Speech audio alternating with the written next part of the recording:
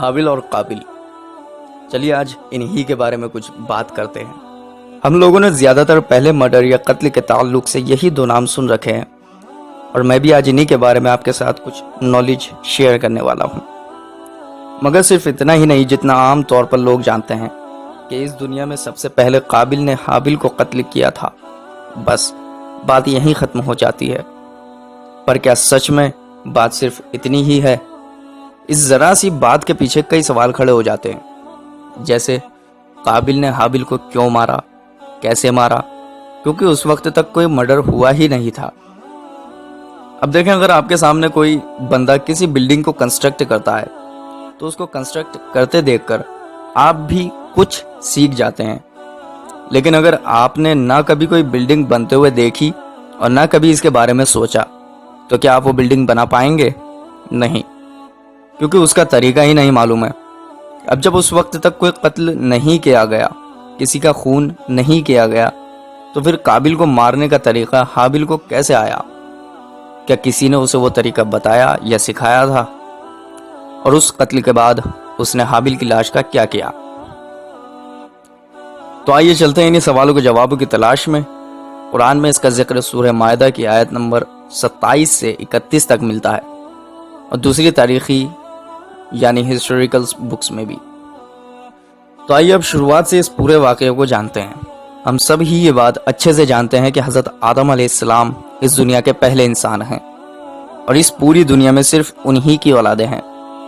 حابل اور قابل انہی کے دو بیٹوں کے نام ہیں۔ جی ہاں، حابل اور قابل حضرت آدم علیہ السلام ہی کے بیٹے تھے۔ حضرت آدم علیہ السلام کی بیوی حضرت حوا رضی اللہ تعالیٰ عنہ کے ایک حمل میں دو اولادیں پیدا ہوتی تھی، ایک لڑکا اور ایک لڑکی۔ تو اس طرح کہ ایک بار میں قابل پیدا ہوا، اور اس کے ساتھ جو لڑکی پیدا ہوئی اس کا نام تھا اقلیمہ، جو دیکھنے میں بہت خوبصورت تھی۔ اور اس کے 5 سال بعد پیدا ہوا حابل، اس کے ساتھ بھی ایک لڑکی پیدا ہوئی جس کا نام تھا لیودا، جو اقلیمہ جتنی خوبصورت نہ تھی۔ اب ذرا آپ ان ناموں کو یاد رکھیے گا، اور ساتھ ہی یہ بھی یاد رکھیے گا کہ اقلیمہ لیودا سے زیادہ خوبصورت تھی۔ آپ یہ سوچ رہے ہوں گے کہ آپ کو ان کی خوبصورتی کے بارے میں کیوں بتا رہا ہوں، تو اس سوال کا جواب آپ کو خود ہی جلد مل جائے گا۔ اب آگے بڑھتے ہیں اور چلتے ہیں اس دستور یا طریقے کی طرف جس کے تحت اس وقت میں نکاح یعنی شادیاں ہوا کرتی تھیں، کیونکہ اس وقت آدم علیہ السلام اور حوا رضی اللہ تعالیٰ عنہ کے سوا کسی کا خاندان ہی نہ تھا، تو کس طرح سے اس کام کو انجام دیا جاتا تھا؟ جیسے میں پہلے ہی بتا چکا ہوں کہ حضرت حوا رضی اللہ تعالیٰ عنہ کی ایک وقت میں 2 اولادیں ہوا کرتی تھی، تو اس وقت وہ نکاح کچھ یوں ہوتے تھے کہ ایک بار میں پیدا ہوئے لڑکے اور لڑکی کا نکاح دوسرے بار پیدا ہوئے لڑکی اور لڑکے کے ساتھ کیا جاتا تھا۔ اب آئیے لوٹتے ہیں اپنے پوائنٹ کی طرف، یعنی حابل اور قابل کی اور۔ اب جب حابل، قابل اور ان کے ساتھ پیدا ہوئی اقلیمہ اور لیودا بالغ ہوئے تو ان کے والدین نے چاہا کہ اب ان کا نکاح یعنی شادی کی جائے۔ اب چونکہ دستور یہی تھا کہ ایک بار میں پیدا ہوئے بچوں کا نکاح دوسرے بار والے سے کیا جائے گا، تو اسی دستور کے مطابق حضرت آدم علیہ السلام نے حابل کا نکاح اقلیمہ کے ساتھ اور قابل کا نکاح لیودا کے ساتھ طے کر دیا۔ اب چونکہ یہ بات میں پہلے ہی بتا چکا ہوں کہ اقلیمہ لیودا سے زیادہ خوبصورت تھی، اس لیے قابل نے آدم علیہ السلام کے اس فیصلے کو نکار دیا کہ اس کا نکاح لیودا کے ساتھ کیا جائے، اور کہنے لگا میری بہن حسین ہے اور میرے ساتھ رحم میں رہی ہے، تو اس کا حقدار میں ہوں۔ تو آدم علیہ السلام نے فرمایا کہ یہ تیرے ساتھ پیدا ہوئی ہے، لہٰذا تیری بہن ہے، اس کا نکاح تیرے ساتھ حلال نہیں ہے۔ تو یہ کہنے لگا کہ یہ تو آپ کی رائے ہے، اللہ نے ایسا حکم نہیں دیا۔ اس پر آدم علیہ السلام نے فرمایا کہ اچھا، تم دونوں ایک ایک قربانی لاؤ، جس کی قربانی قبول ہو جائے گی وہ اقلیمہ کا حقدار ہوگا۔ یہاں میں آپ کو ایک بات بتاتا چلوں کہ اس وقت میں جس کی قربانی قبول ہوتی تھی، آسمان سے ایک آگ آ کر اس قربانی کو کھا لیا کرتی تھی۔ تو اب حابل اور قابل کو جب آدم علیہ السلام نے قربانی کو کہا تو دونوں اس پر راضی ہو گئے اور ایک ایک قربانی لے آئے۔ حابل ایک بکری لایا کیونکہ وہ بکریاں ہی پالتا تھا، اور قابل چونکہ کھیتی کرتا تھا تو وہ ایک بورا گیہوں لایا۔ دونوں نے اپنی اپنی قربانیاں پیش کی۔ اب آسمان سے ایک آگ آئی جس نے حابل کی قربانی کو لے لیا اور قابل کی قربانی کو چھوڑ دیا۔ یہ دیکھ کر کے اس کی قربانی قبول نہیں ہوئی، قابل کے دل میں بغض و حسد پیدا ہو گیا اور اس کے دل میں غصے کی آگ بھڑک اٹھی۔ بس یہیں اس نے حابل کے قتل کا ارادہ کر لیا اور صحیح وقت کا انتظار کرنے لگا۔ اب کچھ دن بعد جب حضرت آدم علیہ السلام حج کے لیے مکہ مکرمہ گئے، تب اس نے حابل سے کہا کہ میں تجھے قتل کروں گا۔ حابل نے پوچھا کیوں؟ اس پر قابل نے کہا تیری قربانی قبول ہوئی، میری نہ ہوئی، اور تو اقلیمہ کا حقدار ٹھہرا، اس میں میری ذلت یعنی بے عزتی ہے۔ اس پر حابل نے کہا تو اگر نیک ہوتا تو تیری قربانی بھی قبول ہوتی، یہ خود تیری کرنی کا پھل ہے۔ اس بات کو قرآن کریم نے سورہ مائدہ میں کچھ یوں بیان کیا ہے، کہا اللہ اسی سے قبول کرتا ہے جسے ڈر ہے، بے شک اگر تو اپنا ہاتھ مجھ پر بڑھائے گا کہ مجھے قتل کرے تو میں اپنا ہاتھ تجھ پر نہ بڑھاؤں گا کہ تجھے قتل کروں، میں اللہ سے ڈرتا ہوں جو مالک سارے جہان کا۔ بس اس کے بعد قابل نے حابل کو قتل کر دیا۔ اب ہم اپنے سوال کی طرف آتے ہیں، وہی سوال کہ جب اس وقت کسی کا قتل ہوا ہی نہیں تھا تو پھر اس کا طریقہ قابل کو کس نے بتایا؟ تو اس سوال کا جواب ہمیں قرآن کریم کی انہی آیتوں کی تفسیر میں ملتا ہے۔ تو تفسیر ابن کثیر اور دوسری کتابوں کے مطابق یہ طریقہ اسے ابلیس یعنی شیطان، جس کو آج کل لوسیفر بھی کہا جاتا ہے، اس نے بتایا۔ جی ہاں، وہی شیطان جسے سیکرٹ سوسائٹیز اپنا خدا مانتی ہیں، یہ وہی ہے جس نے پوری انسانیت کو تباہی کی آخری منزل پر لا کر کھڑا کر دیا، وہی جس نے آدم کی اولادوں کو ہمیشہ گمراہی اور گناہوں کی طرف بلایا، وہی ہے جس کی پرستش میں جان کر اور انجانے میں دنیا کا ایک اچھا خاصا بڑا طبقہ لگا ہوا ہے۔ خیر آج ہم اس پر بات نہیں کر رہے، آج ہمارا ٹاپک کچھ اور ہے، تو اسی کی طرف چلتے ہیں۔ تو جب قابل نے حابل پر حملہ کیا اور انہیں قتل کرنا چاہا تو وہ کچھ اس طرح کرتا کہ حابل کو زمین پر گرا کر اس کی آنکھیں بند کرتا، کبھی اسے تھپڑ تو کبھی اسے گھونسے مارتا۔ جب ابلیس یعنی شیطان نے یہ دیکھا کہ قابل کو قتل کرنا نہیں آ رہا، تب یہ اس کے پاس آیا اور ایک جانور کو پکڑا، پھر اس جانور کا سر ایک پتھر پر رکھ کر ایک دوسرے پتھر کو زور سے اس کے سر پر مار دیا، جس سے وہ جانور اسی وقت مر گیا۔ یہ دیکھ کر قابل نے بھی اپنے بھائی کے ساتھ ایسا ہی کیا اور اسی طرح اپنے بھائی کو قتل کر دیا، یعنی اس نے بھی اپنے بھائی کے سر کو ایک بھاری پتھر سے کچل دیا۔ یہ تو تھا دنیا کا پہلا قتل، لیکن بات صرف یہیں ختم نہیں ہوئی۔ اب قتل تو کر دیا، لیکن آگے کی پروسیس یعنی اس باڈی کا کیا کرا، کیونکہ جب اس نے کسی کا قتل ہی نہیں کیا تو اس کے آگے کی پروسیس کیسے پتا ہوگی؟ تو اس سوال کا جواب ہمیں صدر الافاضل حضرت مولانا نعیم الدین رحمہ اللہ کی تفسیر کی کتاب خزائن العرفان اور دوسری تفسیریں جیسے تفسیر روح البیان اور تفسیر ابن کثیر وغیرہ میں ملتا ہے۔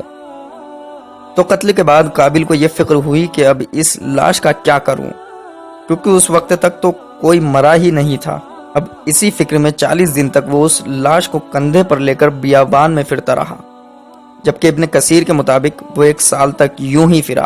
خیر آخر ایک دن اس نے دیکھا کہ 2 کوے آپس میں لڑ رہے ہیں، ان میں سے ایک نے دوسرے کو مار ڈالا، پھر زندہ کوے نے اپنی چونچ اور پنجوں سے زمین کو کورید کورید کر گڈھا کیا اور پھر مرے ہوئے کوے کی لاش کو اس میں ڈال کر دبا دیا۔ قرآن کریم کی سورہ مائدہ میں اللہ نے اسے کچھ یوں بیان کیا، تو اللہ نے ایک کوا بھیجا زمین کوریدتا کہ اسے دکھائے کیوں کر اپنے بھائی کی لاش چھپائے۔ تو یہ سب دیکھ کر قابل کو سمجھ آیا کہ اب اسے بھی ایسا ہی کرنا چاہیے، تو اس نے بھی ایسا ہی کیا کہ ایک گڈھا کھود کر حابل کی لاش کو اس میں دفن کر دیا۔ اور یہ پورا واقعہ منگل کے دن یعنی ٹیوزڈے کو مکہ شہر کے ایک پہاڑ جس کا نام سور ہے، اس کے پاس ہیرا نام کی گھاٹی میں پیش آیا تھا۔ دنیا کا یہ سب سے پہلا قتل اگر دیکھا جائے تو عورت کی وجہ سے ہوا ہے، یہ میں نہیں کہتا، قرآن کریم کہہ رہا ہے۔ قابل اقلیمہ کو خوبصورت جانتا تھا اور اس سے شادی کرنا چاہتا تھا، اور اپنی شہوت کے ناپاک دریا میں ڈوب کر اس نے اس کی بھی تمیز نہ کری کہ وہ اس کی بہن ہے، اس سے اس کا نکاح حرام ہے۔ یہاں سے ہمیں یہ بھی سیکھ ملتی ہے کہ ہمیں غیر محرم سے دور رہنا چاہیے، اور بلکہ میرے استاد تو کہتے ہیں عورت شہوت کی فیکٹری ہے، یعنی عورت سے 24/7 شہوت کی ریز جسے کہتے ہیں وہ نکلتی رہتی ہیں، اور اسی لیے حضور نبی کریم صلی اللہ تعالی علیہ وسلم نے فرمایا کہ جب بھی تم راستے میں جا رہے ہو تو عورتوں کے درمیان سے مت گزرو، یعنی ان کے بیچ سے نکلتے ہوئے مت جاؤ بلکہ سائڈ سے نکلو۔ جو مرد یہ کہتے ہیں کہ عورتوں کو ایسے چھوٹے چھوٹے کپڑے پہن کر نہیں نکلنا چاہیے اور اس طرح کی باتیں وغیرہ، تو یہ صحیح بات ہے، واقعی عورتوں کو پردے میں رہنا چاہیے، لیکن ان سب باتوں کے باوجود اگر خواتین ایسے کام کرتی ہیں تو ان کے اعمال ان کے ساتھ ہیں۔ آپ اپنی نگاہیں نیچی رکھیں، اپنی عقل پر اپنی شہوت کو غالب نہ آنے دیں۔ ان کے اعمال ان کے ساتھ، آپ کے ساتھ۔ ان کو اپنی قبر میں جانا ہے اور ہمیں اپنی قبر میں جانا ہے، تو ہمیں چاہیے کہ پہلے ہم اپنے آپ کو سدھاریں۔ یہ دنیا کے اندر سب سے پہلا کام تھا جو قابل نے اپنی نفس کا شکار بن کر آدم علیہ السلام کے فیصلے کے خلاف کرا تھا۔ صوفیاء کرام آج بھی جب نفس امارہ کی بات کرتے ہیں تو قابل کی یہ بات اپنے وعظ میں اور اپنے مریدین سے اکثر کہتے ہیں کہ جس طرح قابل نے اپنے والد اور نبی کے حکم کو نہیں مانا، اس طرح کہیں تم اپنے رسول حضور نبی کریم صلی اللہ تعالی علیہ وسلم کے کسی حکم سے نہ پھر جانا، کیونکہ جس وقت نفس اپنی چال چلتی ہے تو عام بندہ بہت کمزور ہو جاتا ہے، اس کو یہ خیال بھی نہیں رہ پاتا کہ میں یہ صحیح کر رہا ہوں یا غلط۔ امام غزالی رحمۃ اللہ تعالی علیہ ایک حکیمانہ قول نقل کرتے ہوئے فرماتے ہیں، جس انسان پر اس کا نفس غالب آ جاتا ہے وہ خواہشوں اور بےہودگی کا تابع و فرمانبردار بن جاتا ہے۔ اللہ تعالیٰ نے مخلوق کو 3 قسموں پر پیدا فرمایا ہے۔ پہلا، فرشتوں کو پیدا فرمایا، ان میں عقل رکھی مگر انہیں خواہشوں سے پاک رکھا، اس لیے ان پر شریعت کا حکم نہیں ہے۔ دوسرا، جانوروں کو پیدا فرمایا، ان میں خواہشیں رکھی مگر عقل سے خالی کر دیا۔ تیسرا، انسان کو پیدا کیا، ان میں عقل اور شہوت دونوں پیدا فرمائی۔ اب جس انسان پر اس کی شہوت، اس کی خواہشیں غالب آ جاتی ہیں، وہ جانوروں سے بدتر ہو جاتا ہے، اور جس بندہ مومن کی شہوت پر اس کی عقل غالب آ جاتی ہے وہ فرشتوں سے بھی بہتر ہے۔ بلکہ علماء فرماتے ہیں حضرت ابو بکر صدیق رضی اللہ تعالیٰ عنہ کی وہ گود جس میں حضور نبی کریم صلی اللہ تعالیٰ علیہ وسلم سر رکھ کر سوئے تھے، وہ فرشتوں سے ہی نہیں بلکہ عرش سے بھی اعلیٰ ہے۔ یہ سب کس لیے؟ انہوں نے اپنی شہوت پر عقل کو غالب رکھا اور حضور نبی کریم صلی اللہ تعالیٰ علیہ وسلم کے فرمانبردار رہے، صرف اس لیے۔